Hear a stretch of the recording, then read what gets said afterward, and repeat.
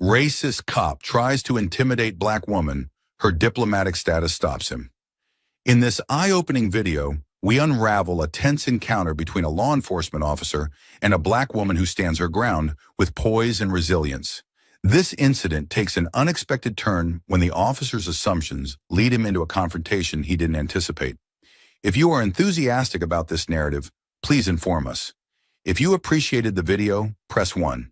If not, select 0. Your feedback genuinely motivates me to collect additional uplifting and significant narratives.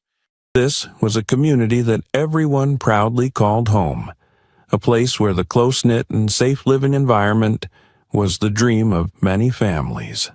At house number 22 at the end of the street, Emily Carter, a black woman with a radiant smile, was preparing for her son Nathan's 8th birthday party. The kitchen was filled with laughter, the clinking of plates and cheerful tunes playing from a small speaker on the table. Emily, in her white apron covered in flour stains, swiftly pulled freshly baked cupcakes out of the oven. "Do you want more candy on your cake, Nathan?" Emily asked, her eyes soft as she looked at her son. Nathan, wearing his favorite superhero-themed t-shirt, eagerly nodded. "Yes, I want all the candy to be green." He giggled, his eyes sparkling with joy as he watched his mother decorate the small cakes. The living room was colorfully decorated with balloons floating everywhere, and the long table was ready for the party. Red plastic plates were neatly arranged next to a 2-tier birthday cake that Emily had stayed up all night to bake. Everything in the house reflected the thoughtfulness and love Emily had for her son.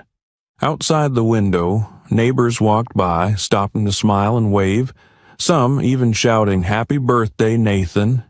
The fresh air in the neighborhood and the warmth from those around her made this day feel perfect.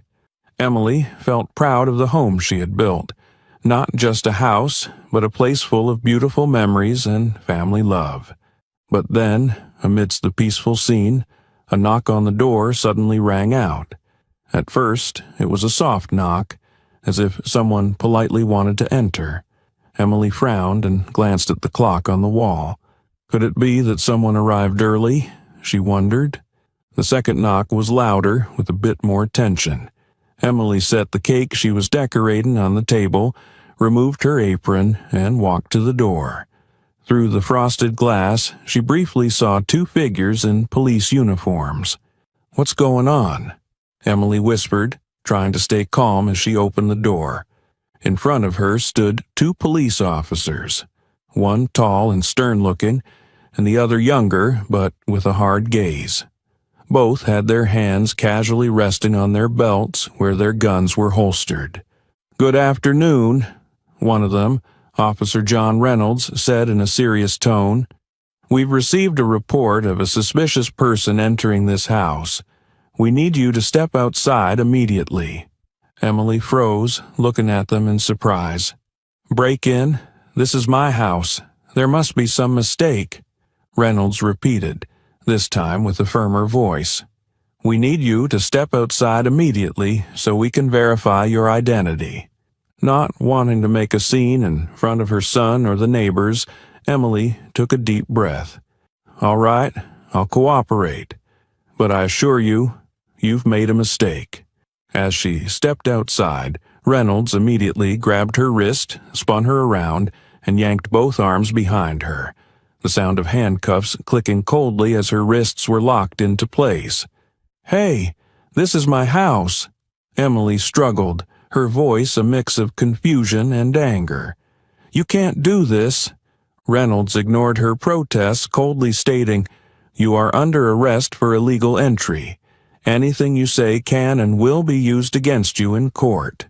Inside the house, Nathan stood frozen, his eyes wide as he watched his mother being handcuffed at the doorstep.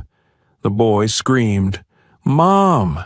Nathan's cries pierced Emily's heart like a knife. She turned, shouting in desperation, "Nathan, I'm fine. Stay with Miss Lisa. I'll take care of this."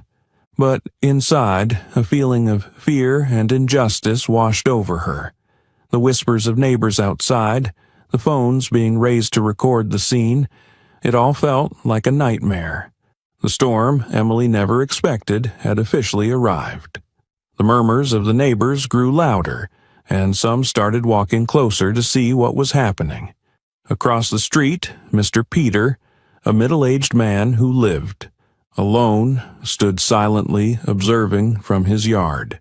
He was the one who had called the police just minutes earlier. When Peter saw an unfamiliar man enter Emily's house, a family friend who had arrived early to help with the party preparations, he immediately became suspicious. In his eyes, anyone unfamiliar with the neighborhood was someone to be investigated. When he saw Emily talking to this man through the door, despite the clear scene of a birthday party, Peter decided to call the police, reporting that a suspicious person was breaking into the house. Officers Reynolds and Martinez responded to the call and arrived on the scene, but instead of checking the information or approaching cautiously, they acted solely on Peter's unfounded report. Reynolds, who led the charge, was very determined. "This is a situation that needs to be handled immediately," he told Martinez as they approached Emily's house. "We can't let an intruder slip away." As soon as Emily stepped outside, Martinez quickly realized that this wasn't a typical break-in. He glanced over Emily's shoulder, noticing the house was decorated for a birthday party. But he didn't dare speak up due to Reynolds's decisiveness. "This is exactly what we were told," Reynolds asserted, his voice firm. "This house doesn't seem to belong to you. Now, you need to explain why you're here." Emily looked at the officers in surprise. "I don't need to explain anything. This is my house. My son is in there and we're just having a birthday party." But her explanation had no effect. Reynolds interrupted. "We don't have time for arguments. Step away from the house now." Not wanting to escalate the situation further, Emily complied. But as soon as she stepped across the threshold, Reynolds twisted her arm behind her and handcuffed her tightly. "What are you doing?" Emily screamed, both scared and furious. "This is my house. Check my papers or ask the neighbors, they all know me." "You are resisting an officer," Reynolds responded coldly.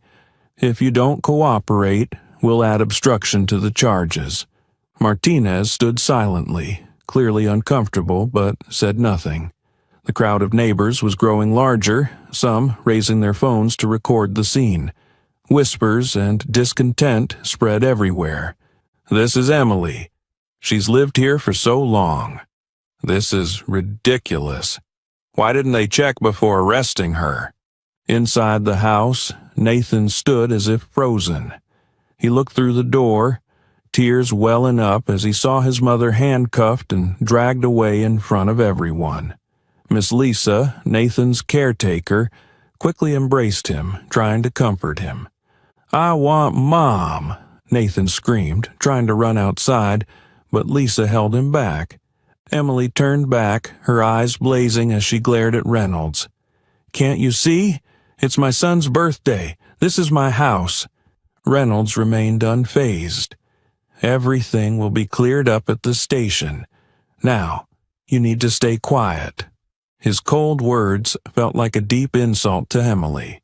She lifted her head, looking straight at Martinez, and said, her voice full of anger, "Do you think this is right? Can't you see everything around you? Please, think about it." Martinez avoided her gaze, clearly hesitant. But before he could say anything, Reynolds pulled Emily toward the patrol car, ignoring all the pleas and dissatisfaction from the crowd.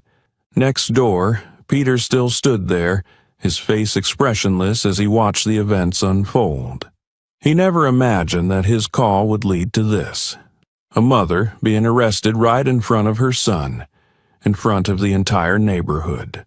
The storm of injustice had now spread, and it was just beginning. The murmurs of the crowd grew louder as Emily was led out of the house. Neighbors began to gather, their eyes filled with astonishment and anger as they witnessed Emily, someone they had known for years, being handcuffed right at their doorstep. Mrs. Linda, an elderly woman living across from Emily's house, stepped out of the crowd. With her silver hair neatly tied up and a determined gaze, she couldn't hide her outrage. "What is going on here? This is Emily Carter. She's lived here for so many years. What are you doing?" Mrs. Linda shouted, her voice rising above the noise of the crowd. Reynolds glanced at her with annoyance. "Ma'am, we're carrying out a duty. Please do not interfere." "Interfere? You've got the wrong person," Mrs. Linda continued, walking closer to Emily. "Ask anyone in this neighborhood and they'll tell you this is her home. Didn't you see the birthday party inside? Or are you just judging her by the color of her skin and assuming she's a thief?" Reynolds frowned and stepped forward, his voice turning cold. "You should step back if you don't want to be charged with obstructing law enforcement." The crowd around them began to murmur. A few people raised their phones to record the scene, clearly outraged. A man in the crowd shouted, "This is outrageous. We're posting this online to show everyone what you're doing here."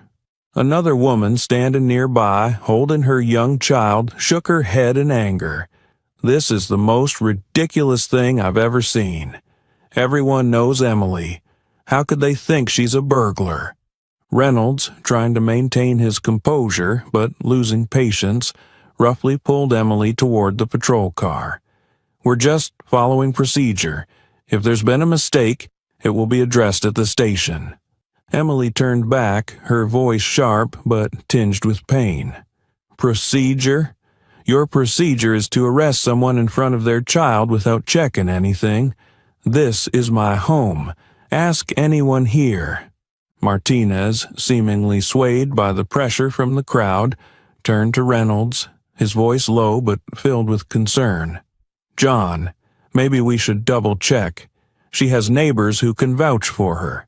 This isn't right." Reynolds snapped, "We can't lose control.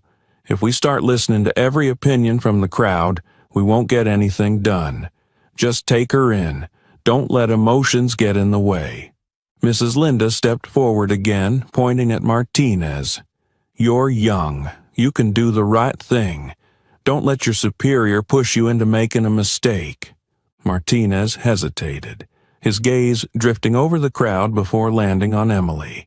She stood there, her hands still cuffed, but her fiery eyes seemed to silently say to him, "You know I'm right. Don't let this be a stain on your career." Outside, the crowd grew even larger, their voices turning into accusations and frustration. "Let her go," a man shouted. "This is discrimination." A young man in the crowd spoke up. "I've recorded everything. If you don't do the right thing, we're posting this online." The tension was palpable. Reynolds began to feel the pressure but still gripped Emily's arm tightly. Martinez, confused by the situation, turned back to look at Reynolds, his gaze uncertain.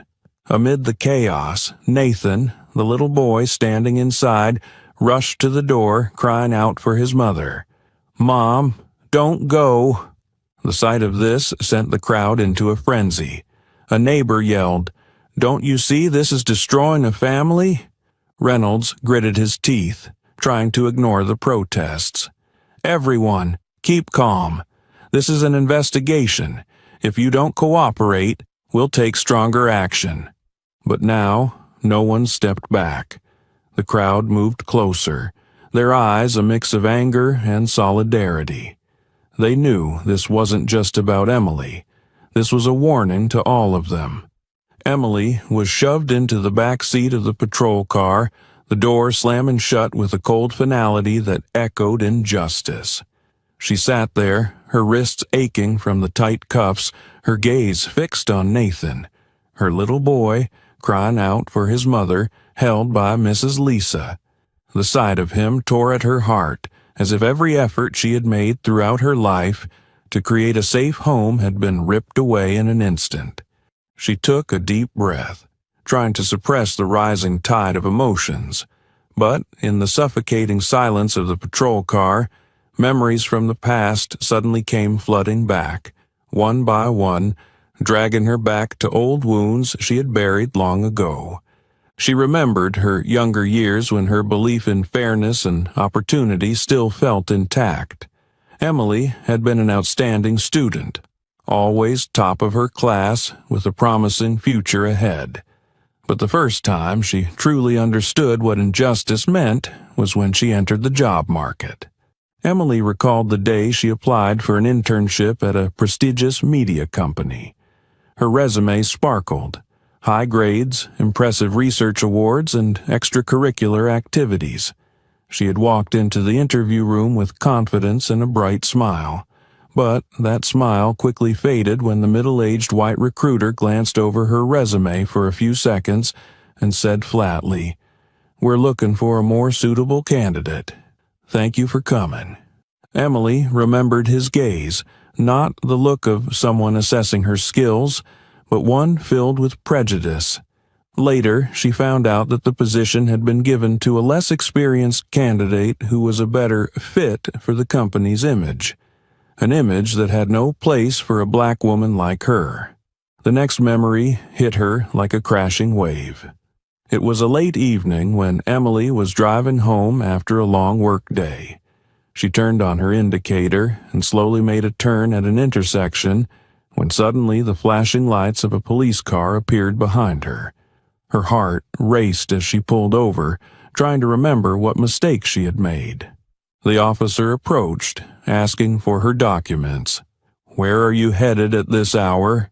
he asked in a cold, suspicious tone. Emily, trying to stay calm, replied, "I just finished work and am on my way home." He checked her documents slowly, his gaze never leaving her, as if she were a threat. After what felt like an eternity, he returned her papers without a word of apology, simply saying, "Drive more carefully next time." Emily remembered sitting in the car, motionless, for a long time afterward, tears welling up from the humiliation. She hadn't broken any traffic laws, but her skin color seemed to be the only reason she had been stopped. There was another time when she and her husband, William, had gone out for dinner at a fancy restaurant to celebrate their anniversary. The server came to them and said, in a quiet but pointed tone, "Sorry, but we made a mistake. Your table's in the back." Emily had been ready to protest, but William gently placed his hand on hers and shook his head. After dinner, when they were leaving, William said, "Don't let those people diminish your worth. They don't know who you are, but I do, and that's all that matters." These memories, fragments of a life full of struggle and endurance, ignited a quiet but fierce anger inside Emily. She had always tried to overcome the injustices by proving her worth, but now, as she was being treated like a criminal in front of her son, she wondered if all her efforts had been enough. Through the patrol car window, Emily saw Mrs. Linda still standing there, her eyes full of rage and determination, along with other neighbors recording the incident on their phones. Emily could feel their support, and it gave her strength. She took a deep breath, her hands still trembling from both anger and pain, but her gaze had hardened with resolve. "I won't break," she told herself. "If I stay silent, if I give in, this will keep happening. I have to stand up. For Nathan, for myself, and for everyone who has ever been treated unjustly." Amid the whirlwind of memories and reality, Emily realized one thing clearly. This wasn't just a confrontation between her and the two police officers. It was part of a larger fight, a fight she had no choice but to take on, for herself and her community. Inside the patrol car, Emily struggled to remain calm, but the feeling of helplessness weighed heavily on her shoulders.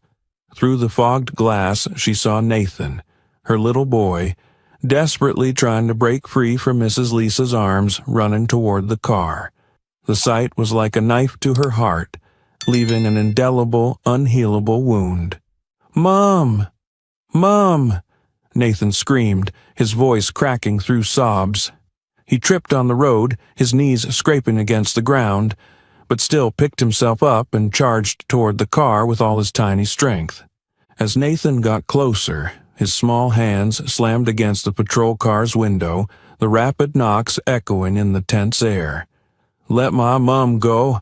Let my mom go!" he cried out, tears streaming down his cheeks, his voice carrying the pain and fear no child should ever have to feel. Emily watched her son through the glass, her heart torn apart. She wanted to rush out, pull Nathan into her arms and reassure him that everything would be okay, that it was all just a misunderstanding and she would soon return. But the cuffs around her wrists and Officer Reynolds's cold stare prevented any action. She took a deep breath, trying to hold back the tears threatening to spill. "Nathan," she called, her voice trembling but firm. "Listen to me, my love. Everything will be fine. Stay with Mrs. Lisa, okay? Mom will be back soon." But Nathan wouldn't listen. He shook his head violently, his tiny fists still pounding on the window as though he wanted to break it down. "No, I don't want you to go. Please don't go." Nathan's cries were like thunder to Emily's ears, making her heart ache. She shut her eyes, trying to swallow the lump in her throat, but the tears betrayed her, rolling down her cheeks. Mrs. Linda, their neighbor, who had always stood by Emily, moved forward, pulling Nathan into her arms, trying to hold him still. "Nathan, calm down, my love," she said, her voice soft yet filled with sorrow. "Your mom will be fine. We need to be strong for her, okay?" But Nathan struggled, trying to break free from her grasp. "I want Mom," he yelled, his tears soaking his little face. Mrs. Linda, unable to bear the sight, turned to the two police officers, her eyes blazing with anger. "Can't you see? This isn't a family of intruders. This boy is panicking and you still think you're doing the right thing? Let Emily go." Officer Martinez, who had been hesitant from the start, glanced at the scene before him, clearly moved. He lowered his head, speaking quietly but tensely. "John, I think we need to stop. This isn't right. This kid can't be faking it, and everyone here knows they're a family." Reynolds, still trying to maintain his tough exterior, responded coldly, "Procedure is the procedure. If we let emotions get in the way, we won't get anything done." Emily, sitting in the car, saw the brief hesitation in Martinez's eyes. She summoned all her remaining strength, shouting through the glass, "Please, look at the reality. This is my home. My son is right there. How can you do this to us?" The crowd around them grew larger, whispers turning into clear protests. A young neighbor raised their phone high, shouting, "We're all recording. If you don't let her go, everything will go online. This is blatant discrimination." Nathan, despite being held tightly by Mrs. Linda, kept looking back at his mother through the window. His eyes were filled with tears, but within them was a fear Emily had never wanted to see in her son. "Mom, promise me. Will you come back?" Nathan choked, his voice growing quieter but still full of trust in his mother. Emily forced a smile, though her lips trembled. "I promise, my love. I'll be back. Everything will be okay." Those words weren't just a promise to Nathan, but a promise to herself. Emily knew she had to stand up, not just for her honor, but for Nathan, so he would never have to live in fear like this again. At that moment, a strong determination rose within her. She took a deep breath, trying to suppress the tears, thinking to herself, "I will fight. Not just for myself, but for all the children like Nathan, so they will never witness this again." Outside the car, Mrs. Linda continued to hold Nathan, her gaze fixed firmly on the two officers. "I hope you know what you're doing," she said, her voice full of defiance. Officer Martinez turned to Reynolds, clearly feeling the pressure from both the crowd and the increasingly uncontrollable situation. "We can't keep doing this, John. If this is a mistake, it'll ruin our careers." Reynolds said nothing, but his face started to harden, a sign of hesitation. Meanwhile, Emily sat in the car, her gaze on her son, silently promising, "I'll never let this tear our family apart. Nathan, I promise." Emily sat in the patrol car, her eyes never leaving Nathan, but inside, a fierce internal struggle raged. She knew she couldn't let this continue for even another minute. She took a deep breath, trying to stay calm, then turned to the window where Officer Reynolds was standing. "Listen to me," she said, her voice clear and stronger now. "I'm Emily Carter, wife of Captain William Carter, head of the Westwood Police Department. Call him right now, and you'll understand that you've made a huge mistake." Reynolds, distractedly eyeing the growing crowd, suddenly turned and looked at Emily through the window, his gaze dripping with sarcasm. He took a step closer to the car, bent down, and smirked. "Captain Carter's wife, huh? Do you think we're naive enough to believe that?" Reynolds sneered. "If you are his wife, I think we'd know by now. Everyone knows who he is. Don't think you can use his name to get out of this."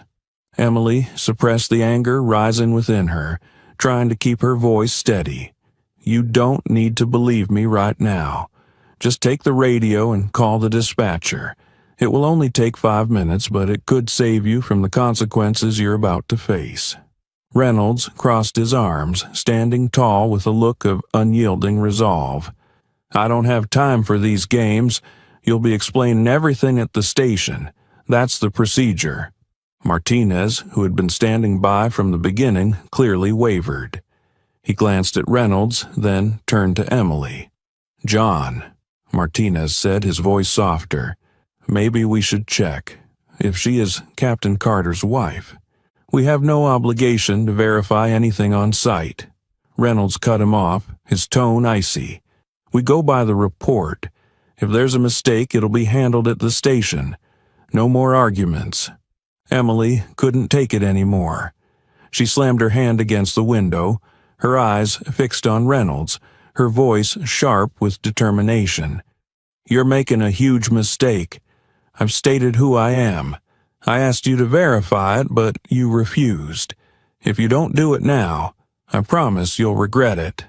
Reynolds frowned, clearly thrown off by Emily's unwavering confidence, but he still kept his cold demeanor. "Look, if you keep making this harder, I'll add obstruction to your file. Don't think I won't." That threat only fueled the fire. Emily leaned back in her seat, trying to control her emotions. Through the glass, she saw the crowd outside growing larger. Some neighbors started shouting louder.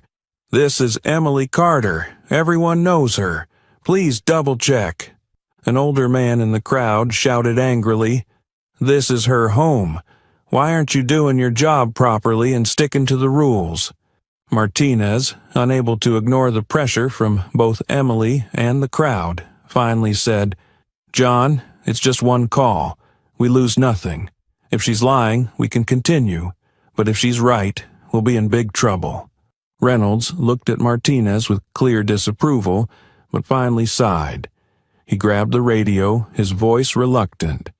"Fine, but I'm warning you. If this is just a bluff, she won't get away with it." Emily sat up straight, her eyes resolute, her face a mix of confidence and righteous anger. She stared at Reynolds, her voice unshaken. "You'll have to learn to take responsibility. One day, you'll realize that procedures can't hide injustice." Reynolds pressed the button on the radio and spoke curtly. "Dispatcher, verify a woman named Emily Carter, who claims to be the wife of Captain William Carter. Request urgent confirmation." A flat voice came over the radio.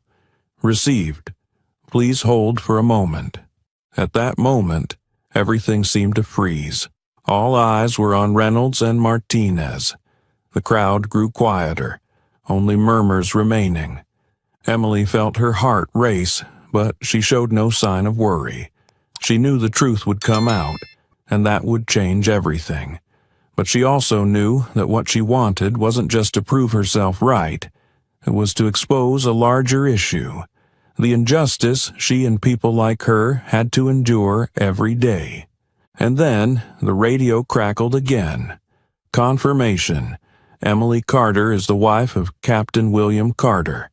Immediate release requested and awaiting further instructions. The words were like a thunderclap in the sky. Reynolds stood frozen, his eyes wide with shock.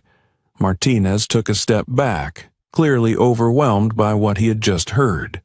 Inside the car, Emily stared directly at Reynolds without uttering a word, but her gaze seemed to say, "I warned you." When the voice from the radio crackled again, confirming that Emily was indeed the wife of Captain William Carter, the space around them seemed to freeze for a few seconds. Everyone, from the crowd of neighbors to the two police officers, fell silent, stunned by the truth that had just been revealed. Reynolds stood motionless, his hand still holding the radio, his eyes vacant as if he couldn't believe what he had just heard. Martinez, who had been wavering before, now took a step back, his face showing clear signs of confusion and embarrassment. Outside, the silence didn't last long. The crowd quickly erupted into an angry wave. Shouts and criticisms grew louder. "See? We told you. She told you to check from the start. Why did you have to wait until now? What are you doing? This is clear racism." A man in the crowd raised his phone and shouted, "Everything is recorded. It's all going online. We won't let this go." Reynolds, sweat beginning to bead on his forehead, turned to Martinez, his voice trembling. We were just following protocol.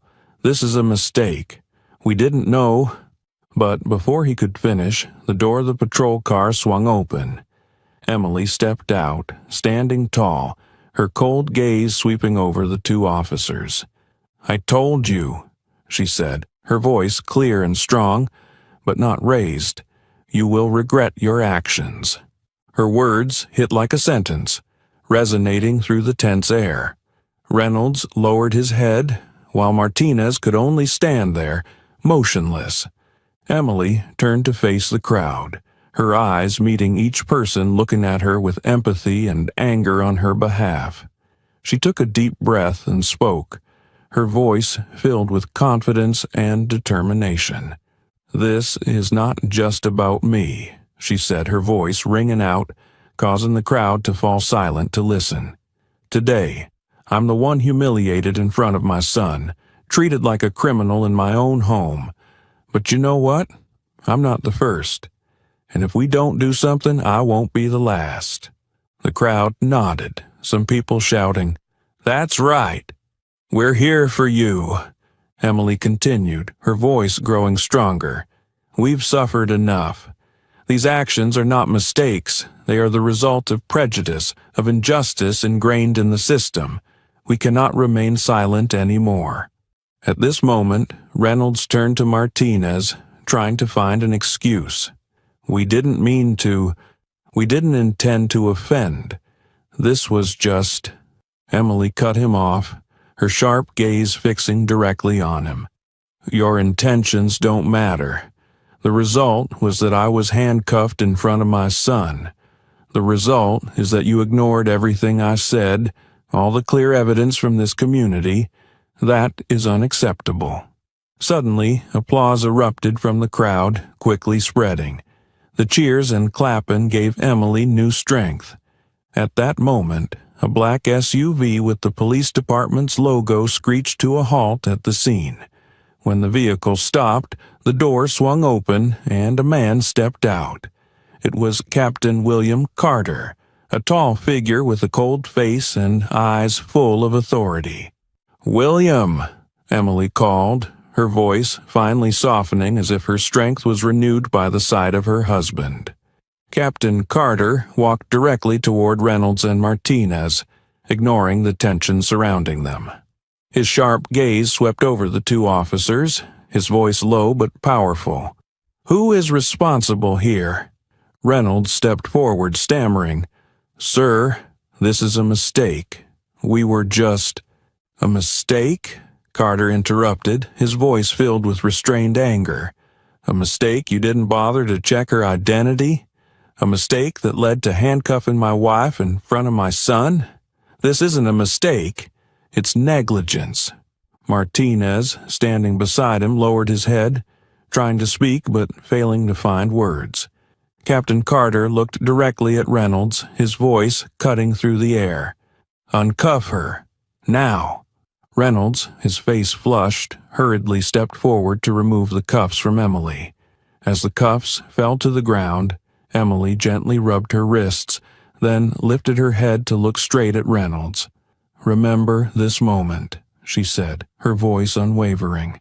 "It will be a lesson you will never forget." The crowd erupted in applause and cheers. The words of sympathy and support for Emily rang out endlessly. But in her eyes there was no joy, only determination. She knew that what had just happened was only the beginning of a much larger struggle. Suddenly, a black SUV with the police department logo rushed to the scene, the sound of its tires screeching on the road silencing the crowd. The door of the vehicle opened, and from inside, Captain William Carter stepped out, tall and upright in his neat police uniform. His face was cold, but his eyes showed restrained anger like a storm waiting to explode. All eyes turned toward Captain Carter, and the crowd seemed to part, giving him space as he walked toward Reynolds and Martinez. Emily, still standing tall among the neighbors, looked at her husband with a mixture of relief and pain. William stopped in front of the two officers, his gaze like a blade sweeping over each of them.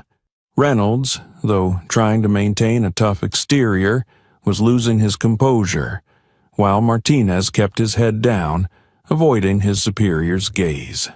"Explain," William said, his voice deep but commanding.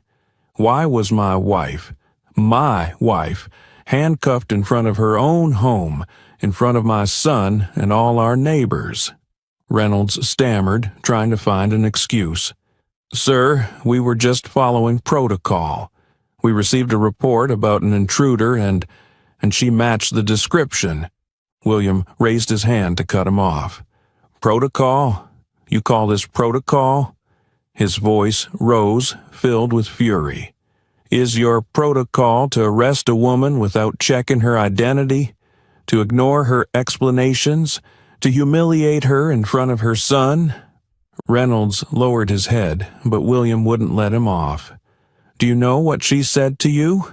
She asked you to check. She clearly stated her identity. And what did you do? Ignored it. You didn't even bother to verify anything." The crowd around them began to murmur, and many shouted in unison, "That's what happened." Martinez, unable to stay silent anymore, softly spoke up. "Sir, I suggested checking, but we were pressured by the initial report and—" William turned to Martinez, his voice full of disappointment.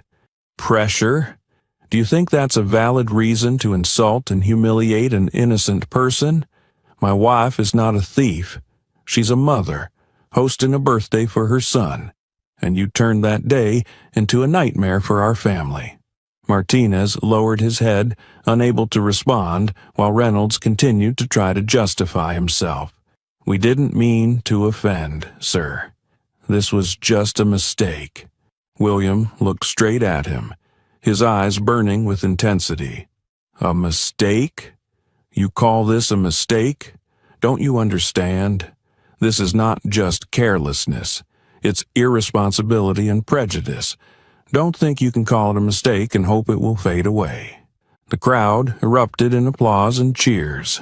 Some shouted, "That's right. Don't let them get away with it."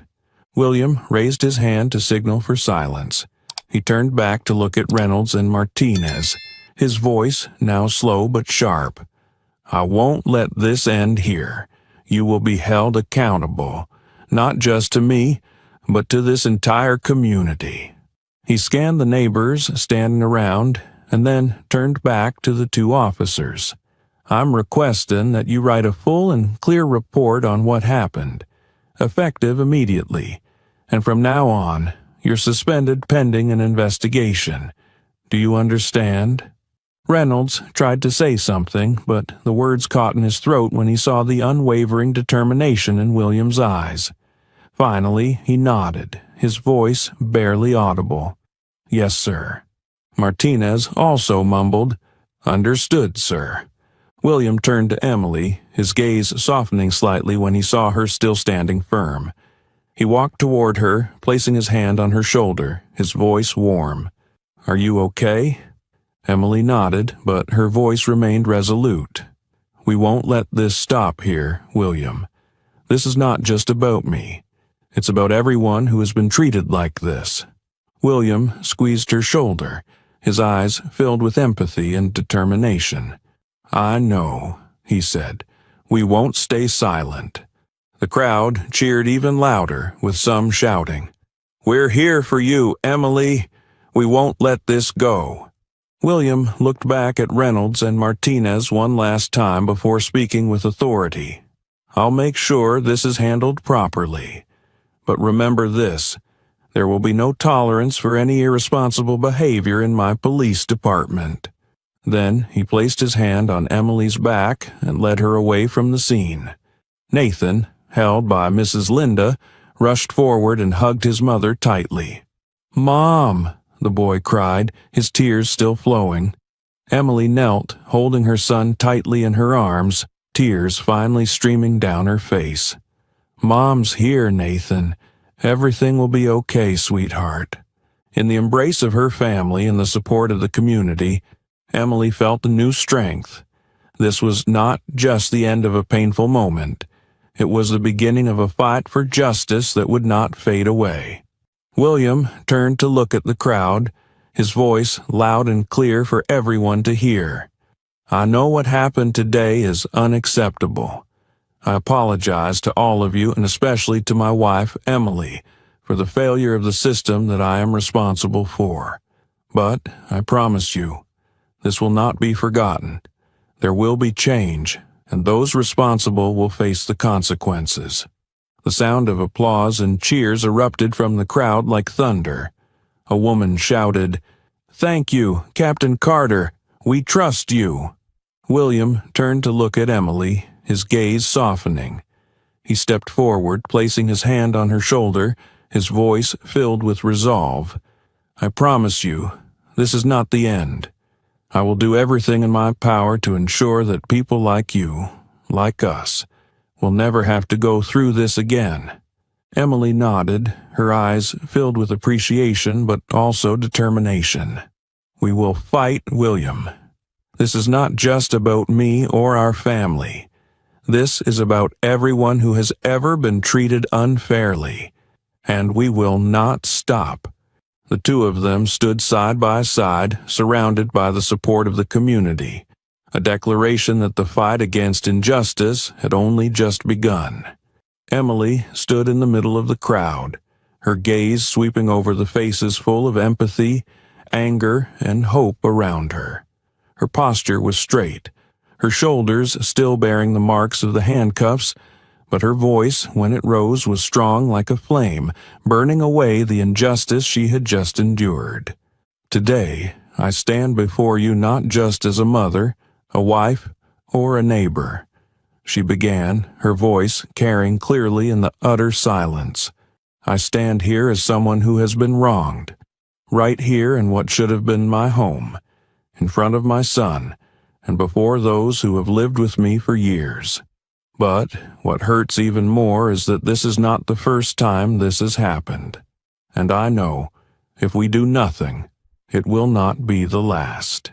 The crowd seemed to hold its breath, listening intently. A few people nearby nodded, their eyes full of empathy as they looked at Emily. "Look at me today," Emily continued, her eyes shining with resolve. Today, I have been humiliated, insulted by prejudices, by irresponsibility, and by a system that has grown accustomed to ignoring the voices of people like me. But tomorrow, this could happen to any one of you, no matter who you are, where you live, or what you've done for this community. She looked around, her gaze meeting that of Mrs. Linda and those neighbors who had spoken out in her defense from the beginning. And if we don't speak up, if we choose to remain silent, then the injustice will not stop. It will continue, devastating more families, more lives. A few murmurs rose in the crowd, the anger beginning to spread. A man in the back shouted, "We've seen this too many times. This isn't just about today. It's been happening for a long time." Emily nodded, pointing at the man who had spoken, her voice growing stronger. "That's right. This has been going on for too long. We've stayed silent for too long. I cannot change what happened to me today, but I can do everything in my power to make sure it doesn't happen again." She paused, her eyes turning to Nathan, who was still standing close to Mrs. Linda with tears in his eyes. "I do this not only for myself, but for my son, for future generations. I don't want Nathan to grow up in a world where he has to fear being judged by the color of his skin, where he has to explain his very presence in the house he grew up in." Nathan looked up at her, his eyes full of admiration and love. Emily turned back to face the crowd, her voice thick with emotion. "I don't want any other child, any other family to go through this pain. But I can't do it alone. We need to unite. We need to stand up together, not just to protect ourselves, but to demand a better, fairer society for all of us." A single clap rang out, then two, then three. The applause spread like a wave through the crowd. Neighbors nodded, some shouting, "We stand with you, Emily." But Emily wasn't done. She took a deep breath, her eyes shining like a torch in the dark of night. "Change doesn't come from those in power," she said, her voice carrying weight. "It comes from us, from this community, from our unity. We cannot just criticize or blame without acting. We must demand accountability. We must demand change." A young woman, standing nearby, holding her child tightly, began to cry. "You're right, Emily. We can't let this continue. We won't stay silent anymore." Mrs. Linda stepped forward, placing her hand on Emily's shoulder, her eyes red.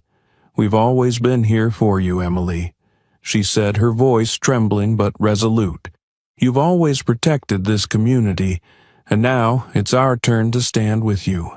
A loud cheer erupted from the crowd, voices in unison shouting, "We won't stay silent anymore. We will fight." Emily looked around, feeling the power of unity.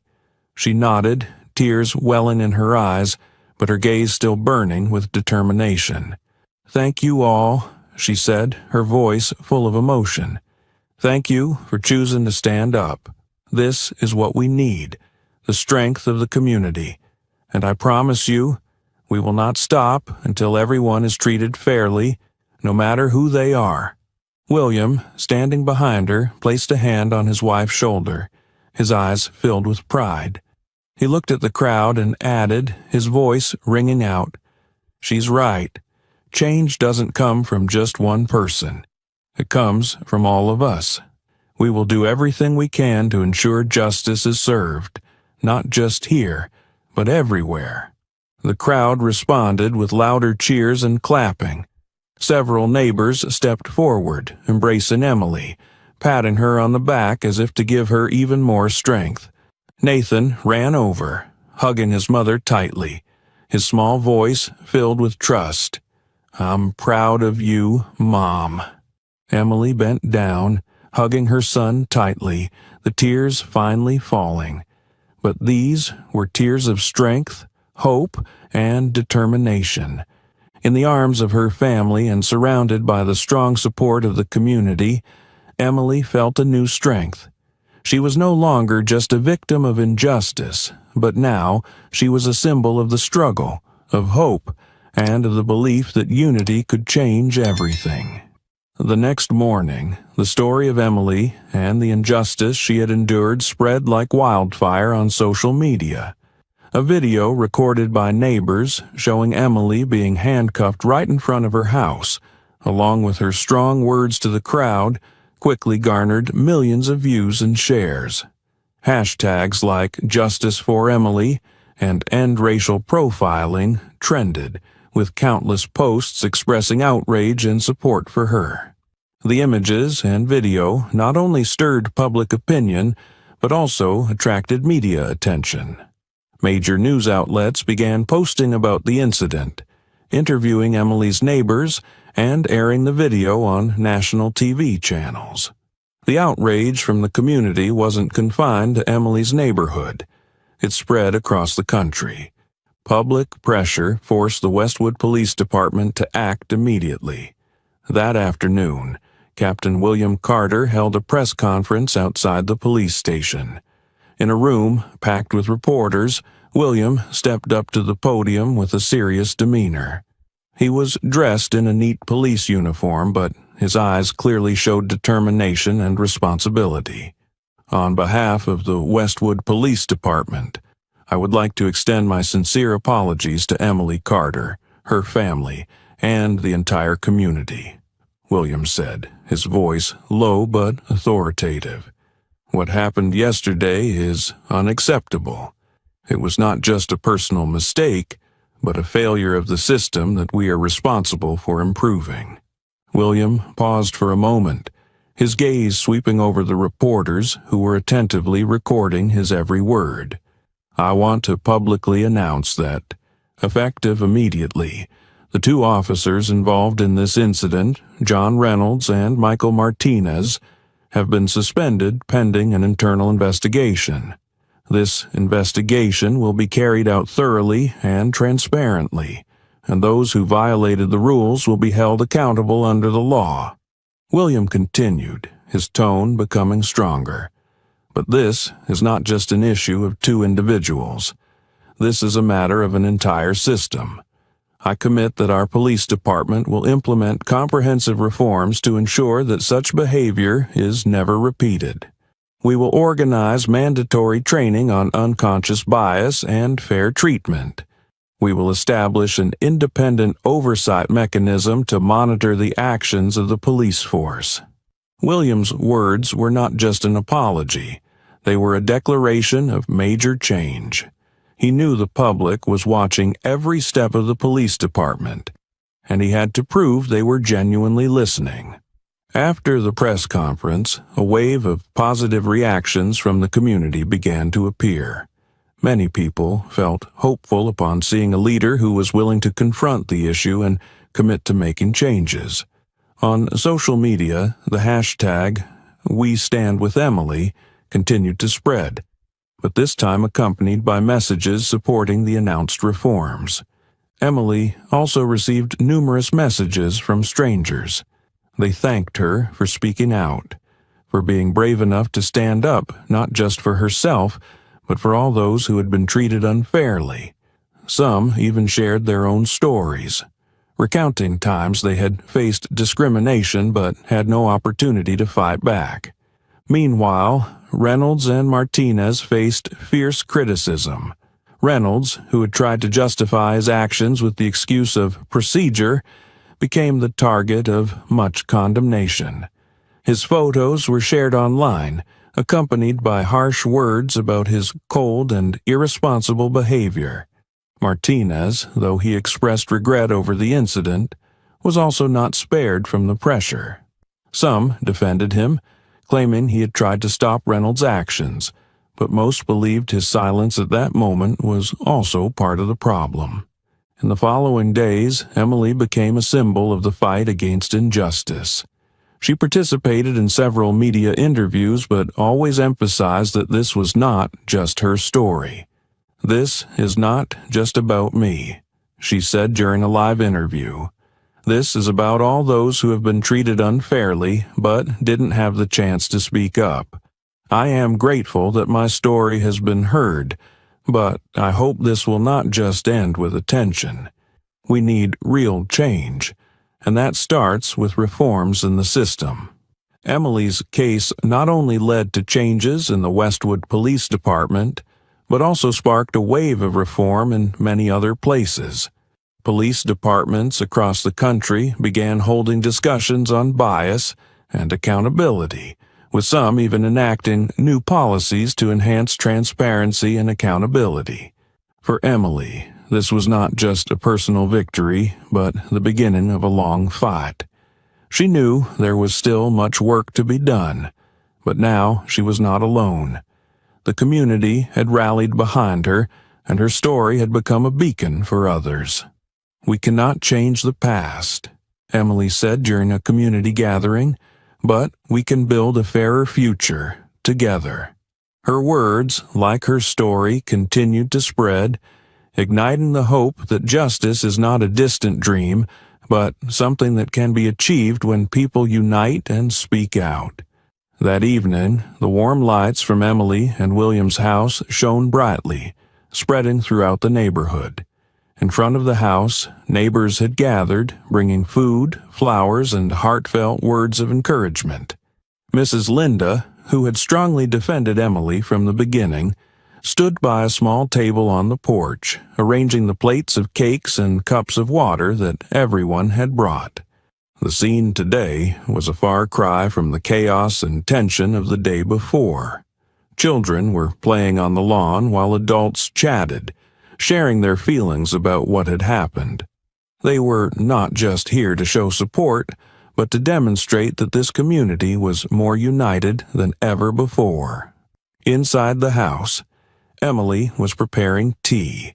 When she stepped out with the tray in her hands, the crowd fell silent, their eyes turning to her with respect.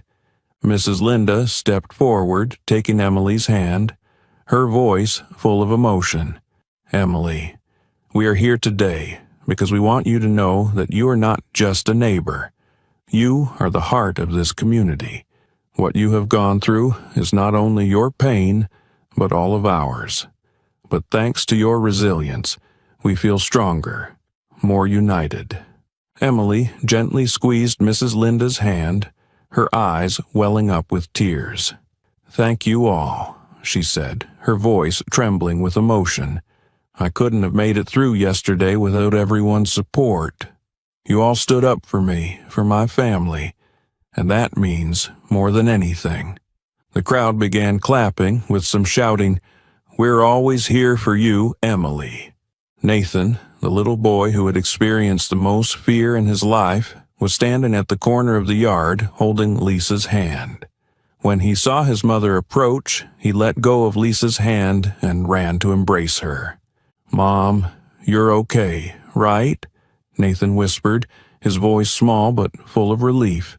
Emily bent down, hugging her son tightly. "I'm fine, sweetheart. We're all okay now," she said, tears streaming down her face, but this time they were tears of happiness and relief. William walked over, placing a hand on his wife's shoulder and gently stroking their son's head. "We're a strong family," he said, his eyes filled with pride, "and we'll never let anything break that." A young neighbor standing nearby spoke up. "Emily, William, you don't just have your small family. All of us here are your family. We will not let this injustice happen again, not just to you, but to anyone." Emily stood up straight, looking around the crowd, feeling the strength and unity in the air. "Yesterday, I said change starts with the community," she said, her voice stronger. "And today, you've proven that I was right. We cannot remain silent in the face of injustice. We must speak out, we must act, and we must ensure that no one is left behind." William nodded, continuing his wife's words. "I promise, as a husband, a father, and a leader in this police department, I will do everything to ensure justice is served. But that can't happen without your support. Our unity is our greatest strength." The crowd chorused, We will not be silent. The gathering ended